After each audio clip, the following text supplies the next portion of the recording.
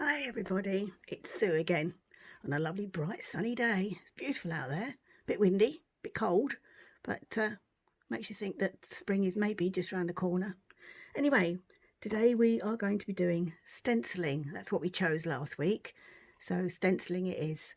I'm not going to show you an awful lot today because, to be honest, I'm feeling a bit under the weather, so I'll just run through the very basics of it. But before we do that, and before I forget, because you know what I'm like, we're going to choose what we're doing next time. So let's have a look, see what we're going to have in here. Oh, a snippet roll. Ever heard of a snippet roll? Yes, maybe not. All will be revealed next time, okay? So I'll put that to one side, get rid of these, we don't want those again, and we'll move on to today's video. So what I've done is just a piece of this quite thin card, actually, just for demonstration purposes. And I've taped it in place because we don't want it to move with the stencils. And I'm also going to put the stencils and stick them down as well for the same reason. So what should we start with first? Well, a stencil. This is a basic stencil, and excuse the state of them because if I've used them, they're probably still covered in ink because I'm not very good at cleaning my tools, which I should be. But this is a stencil, for those of you that don't know. It's cut out of a very thin, flexible plastic, and it creates the image of what you can see here, like a reverse image of it. So let's start with backgrounds. I have got so many different backgrounds, but they're the ones that I use a lot, and you'll tell by the state of them are these three. So this one, you can see that, is wording. It's kind of like, looks like joined up writing. You can't make out any particular words. It just gives an impression that there's sort of a bit of journaling or something being done. So that one does get used a lot. This one is, well, so holes, circles, bubbles, I don't know what you want to call it really. Again, looks really effective, used quite a bit. That has been washed recently, but it's stained with the ink that I use. And lastly, this is the one that I'm going to apologise for, is this one. As you can see, I do use this one a lot. Lots of little squares. It looks a bit like a close-up of cloth maybe, but it is, yeah, you can tell it's got ink all over it. Obviously the ink's dried, it doesn't come off again, but it does need washing. So I'll bear that in mind. After I've finished with it today, I won't put it back in the drawer. I will take it away and wash it, I promise. So let's do some of these first and see what impression we get. So literally all you're doing is just laying your stencil down. I'm only going to do bits of it because I don't want to take up the whole of this bit of paper. Just going to sellotape it, tape it in place rather. That shouldn't move. Now then, let's have a look, see what colour shall we do. Let's do, this is a very uninteresting colour, but it works quite well. Brown. These are just real cheap inks that I got online. No, I mean, if you're going to do this seriously, then obviously spend out a little bit more money, but these are just as, you know, they're adequate. So this is a stenciling brush. It's very, very soft, very tightly packed bristles. You just take up your ink that you want and then gently, I don't know if you can see that where I am, I can't see, but you gently rub it over your stencil so that it's leaving an impression. I could probably do with a bit more ink. Some of these are drying up now, these ink pads, unfortunately. Let's have a look at that, see. That's coming out, but you only want a very light background anyway, because 9 times out of 10 I write or do something over the top of it. So let's see what this one looks like. Can you see that? Hopefully you can see that there. It's quite a nice effect. So what am I going to do with this? I'm going to put it away because it needs to be washed. Put that over there. Let's try another one for background. Let's try the circles next. So let's do it this way around. It doesn't really matter. So I do these in a different colour so they stand out so you can actually see it. Let's put the lid back on this one. Let's do this in a purple colour. This is a slightly different, this is called a dauber. It just fits on the end of your finger like this, and then I've got a tub of them, and I use different ones for different colours. Sometimes they get confused and a bit mixed up, but that's the whole idea, that I should actually keep one for each colour. So there we've got the purple on here, and we'll just do the same as we did with this other one, and we'll just, with this one, we'll just go round and round.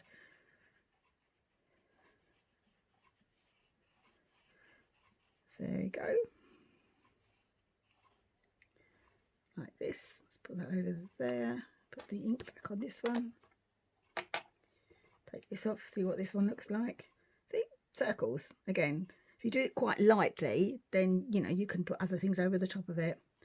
And what was the last one I was going to show you for background? And that was going to be the words. So let's do this one. Tape it down. I mean, obviously, you don't have to keep taping it down. I'm just doing it purely because it's easier for me to show you. I think I'll use the purple again. That's quite a nice colour that came out. And with this one, I'm just literally going to go over the words backwards and forwards.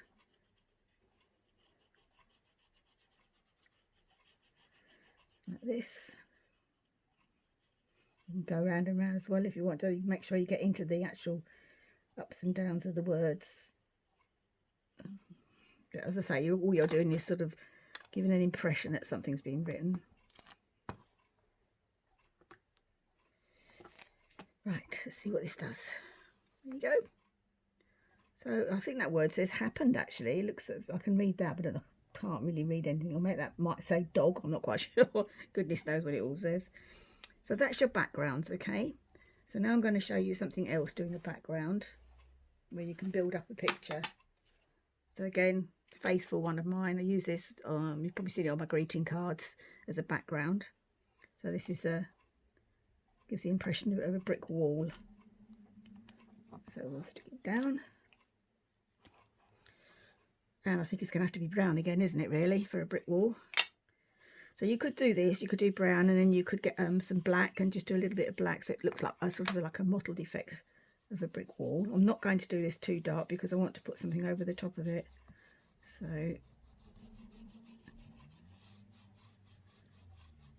we do this.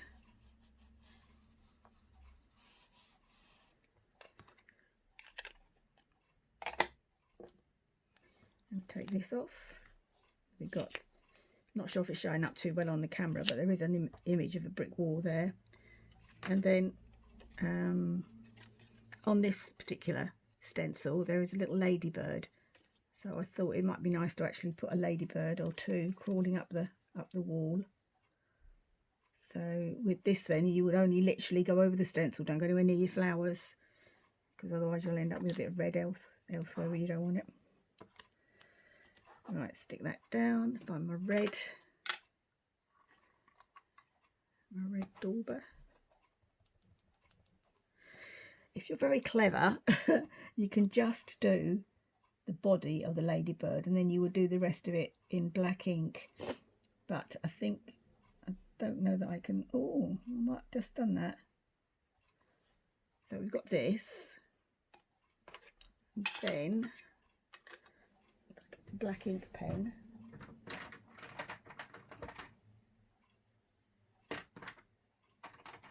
Bear with me. My granddaughter was here the other day and I think she's put pens in where they shouldn't be. So now what I'm going to do with a very, very fine black pen, you can see that. These are liner pens. I'm literally going to just draw in the antennae, the little blob on the end, and then the legs. So it's a line and a blob, line and a blob. So stencils are brilliant if you can't draw. I'm just going to give it 2 eyes, and then I'm going to draw a line down its back and then do a few dots on it, and hopefully that should look like a little ladybird crawling up the wall. There you go. Can you see that okay? Quite cute, isn't it? So you can add those sort of things to any of your drawings. I've got flowers and what have you. It would look lovely with a little bug climbing up the wall. So that's how you kind of layer things. The next one is this one, which I might have to, I'm trying to think what else I've got to show you.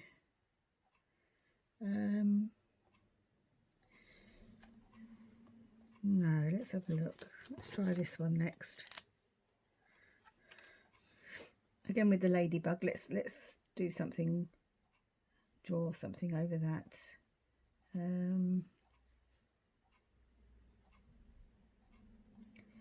Let's stick this one back down again. So this is kind of like the traditional, I think, way of doing stencils, what you would have probably done as a child. So you lay the stencil down and then you literally draw around the cutouts like so.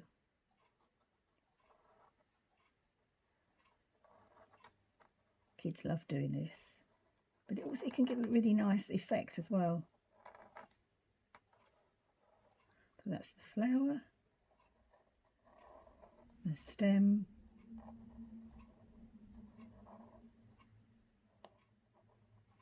and the leaf.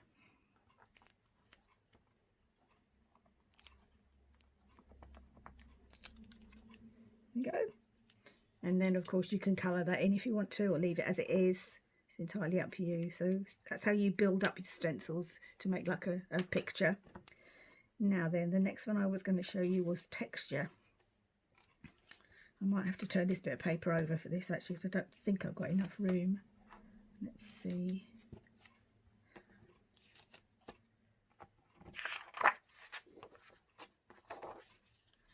Stick this back down again.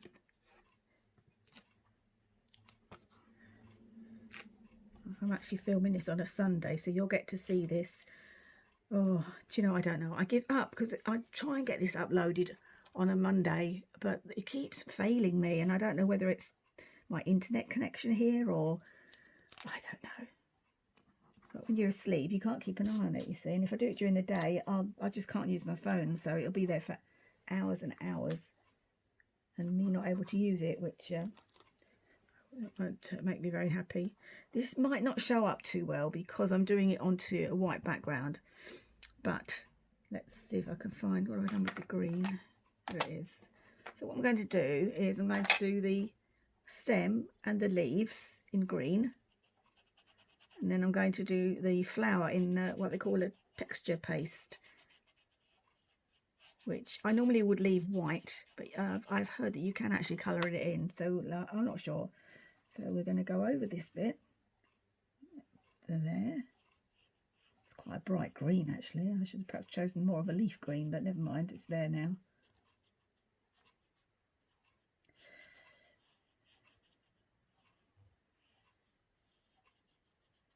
There we go. Just up to the edge there. So we'll put the lid on that because that's quite a wet ink pad, so I don't want that to dry out really. Now then, this is the texture paste. I think I got it from Amazon. Most of my stuff comes from Amazon. It's not cheap, but a little goes an awful long way.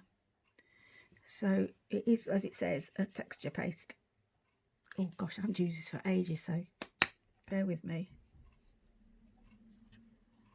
I'm not sure if you... Hang on, let's pull that down again.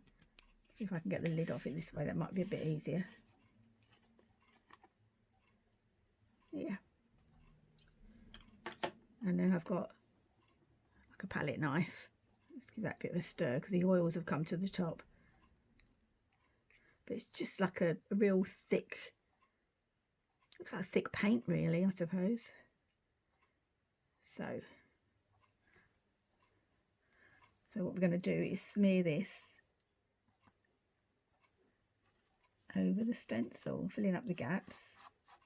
You don't want much of it because otherwise it's going to go under the stencil and you're not going to get your shape that you want. You're just kind of like smearing it across.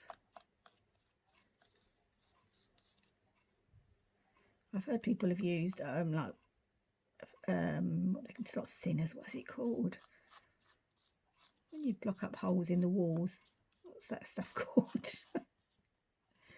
Not plaster, polyfiller, that's it. To use this. The only thing obviously with doing this is that it takes a little while for it all to dry. So do this and then we'll scrape off what we don't need. As I say, it's expensive. Hopefully if that's worked.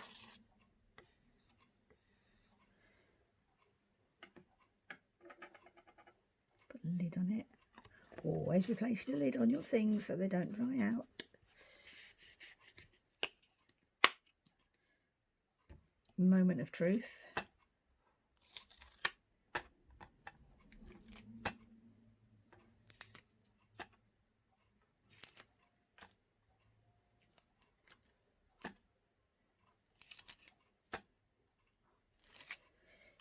Are we ready? 1, 2, 3. Oh, yes, that has really come out. I don't know if you can see. Let's lift it up to the camera. Can you see that? I'll wiggle it all around. I don't know whether you're getting the texture there or not, because I can't really see what I'm doing, because the clamp goes over the front of my phone. So I'm assuming that. Can you see? I wish you could speak back to me so I know whether you're seeing it or not. There we go. And it's a nice, gives a nice texture. Relief, I suppose they call it. And I think that's about all I had to show you. As I say, it's a very quick video because just for some reason I'm not feeling 100% today. I've been like it for a couple of days. I think I'm just feeling a bit blur, you know how you do every now and again. I'll just check my list. So we've done the texture, we've done the ladybird, flowers, the writing, background circles, a border of squares. That was the other thing I was going to show you, how I put it into a journal. So let's get my trusty journal down.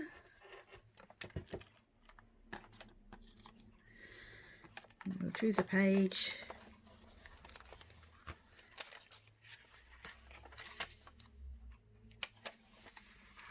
Really. Choose a page, any page. There we go. Right. Now then, let's do something down the edge here. I might do the circles actually, because I don't know if you can see that here at the top of the page is the perforated edge. So it'll sort of marry up with that and look quite effective, I think. Now, what colour though shall I do? Well, in fact, I'm not going to do a page edge, I'm going to do corners. I don't really want that bright green. That is a really very, very bright green. Should we do red? Cheer everybody up. Why not?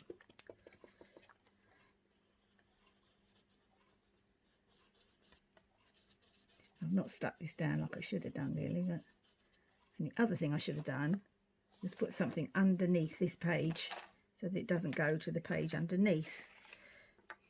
So just bear with me. Put that there.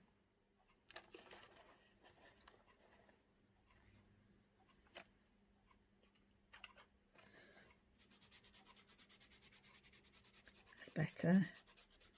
Cardinal sin that was.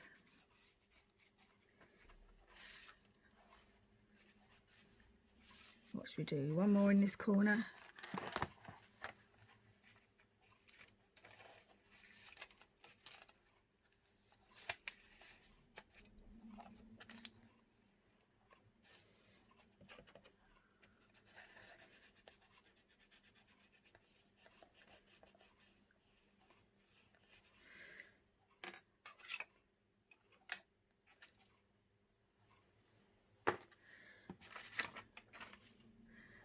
And that's your stenciling for that page. I won't do it up there because obviously the circles are already there, but you put it any way you want really.